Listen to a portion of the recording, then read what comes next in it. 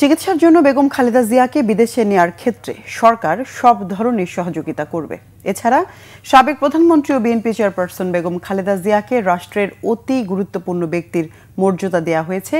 সে অনুযায়ী রাষ্ট্রীয় সমস্ত সুযোগ সুবিধা নিশ্চিত করার কথা জানানো হয় উপদেষ্টা পরিষদের বৈঠক পরবর্তী ব্রিফিংয়ে। বৃহস্পতিবার তেজগাঁও প্রধান উপদেষ্টার কার্যালয়ে প্রধান উপদেষ্টা অধ্যাপক ডক্টর মোহাম্মদ ইউনূসের সভাপতিত্বে উপদেষ্টা পরিষদের বৈঠক অনুষ্ঠিত হয়।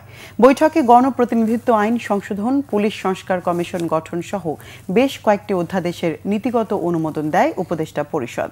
হাইকোর্ট বিভাগের একজন বিচারপতির নেতৃত্বে 5 সদস্যের পুলিশ সংস্কার কমিশন গঠন করা হবে। এছাড়া অন্য একটি অধ্যাদেশের নীতিগত অনুমোদনের মধ্য দিয়ে বন বিভাগের কাজ আরও সুনির্দিষ্ট করা হয়েছে।